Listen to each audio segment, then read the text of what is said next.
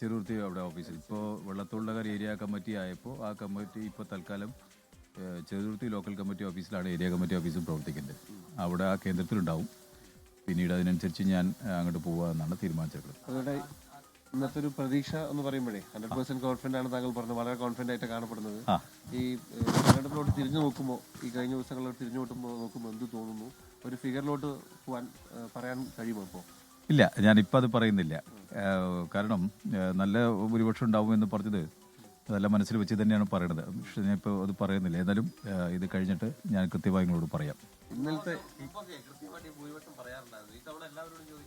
സ്ഥാനാർത്ഥികൾ പറയാറുണ്ട്.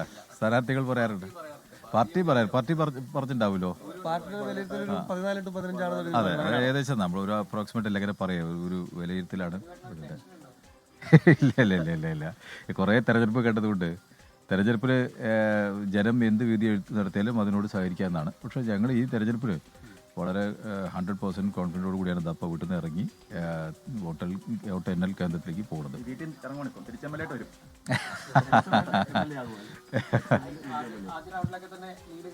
അതെ, ആദ്യ റൗണ്ട് തന്നെ വരവൂർ പഞ്ചായത്തും അത് കഴിഞ്ഞാൽ ദേശമംഗലമൊക്കെയാണ് ഉണ്ട്.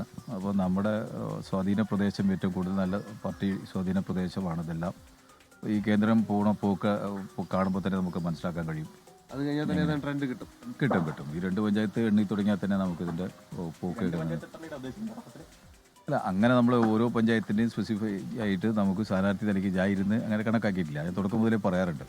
നല്ല ഭൂരിപക്ഷം ഇവിടെ പതിവിൽ കാണാത്ത കുറേ ആളുകൾ ഇത്തവണ നല്ല പോലെ സഹകരിച്ച് ഒന്ന് പറയുകയും ഇതെല്ലാം ചെയ്തിട്ടുണ്ട്. അപ്പോൾ ഇതെല്ലാം നമുക്ക് നല്ല ഭൂരിപക്ഷത്തിൽ എത്തും തന്നെയാണ് അതിൻ്റെ. നമുക്ക് കാണാം, നമ്മളെല്ലാവരും ഉണ്ടല്ലോ അവിടെ, എല്ലാവർക്കും കാണാം. Thank you. എല്ലാവരും പ്രതീക്ഷയിലാണ്. അതേസമയം പ്രതീക്ഷ പങ്കുവെക്കുമ്പോൾ ചിരിയുടെ അപ്പുറത്ത് ഒരു ചെറിയ ആശങ്ക എല്ലാ സ്ഥാനാർത്ഥികളും, രാവിലെ മുതൽ സംസാരിക്കുന്ന എല്ലാ സ്ഥാനാർത്ഥികളുടെയും നിറഞ്ഞ ചിരിയുടെ പിന്നിൽ ഒരു ചെറിയ ആശങ്ക കാണാം. അത് സ്വാഭാവികമാണ്. ചേലക്കരയാവട്ടെ പാലക്കാടാവട്ടെ അനിശ്ചിതത്വം പ്രവചിക്കുന്നവരുണ്ട്, എന്തും സംഭവിക്കാമെന്ന് പറയുന്നവരുണ്ട്, മാറിമറികൾക്ക് സാക്ഷ്യം വഹിച്ചേക്കാം, അട്ടിമറികൾ സംഭവിച്ചേക്കാമെന്ന് കരുതുന്നവരുണ്ട്. ഒന്നും പറയാൻ കഴിയാത്തൊരവസ്ഥ പാലക്കാടും ചേലക്കരയും ഉണ്ട്. വരവൂരിലെ 1 മുതൽ 13 വരെയുള്ള ബൂത്തുകൾ, ദേശമംഗലത്തെ ബാക്കി ബൂത്തുകളുണ്ടെന്നു ആദ്യഘട്ടത്തിൽ. നേരത്തെ പാലക്കാട് നമ്മൾ ആദ്യഘട്ടത്തിലിടുന്ന മുനിസിപ്പാലിറ്റി വോട്ടുകളാണ് അത് BJPക്ക് ലീഡുണ്ടാവുമെന്ന് പറയുന്നത് പോലെ തന്നെ വരവൂരും ദേശമംഗലവും അടക്കം LDFന് ശക്തി ദുർഗങ്ങളാണ്. അപ്പോൾ അവിടെ രമ്യ ഹരിദാസിന് ഏതെങ്കിലും തരത്തിൽ സ്വാധീനമുണ്ടാക്കാൻ കഴിയുമോ എന്നതനുസരിച്ചിരിക്കും മുന്നോട്ടേക്കുള്ള ബാക്കി വോട്ടെടുപ്പിൽ UDFന്റെ പ്രതീക്ഷകൾ, LDFന്റെ പ്രതീക്ഷകൾ. അതല്ല, വരവൂരും ദേശമംഗലത്തും കഴിഞ്ഞ തെരഞ്ഞെടുപ്പ് പിടിച്ചതുപോലെയുള്ള വലിയ മേധാവിത്വം നേടാൻ UR പ്രദീപിന് കഴിഞ്ഞാൽ പിന്നെ അവിടെ കോൺഗ്രസ് അധികം പ്രതീക്ഷ വെച്ച് പുലർത്തണം.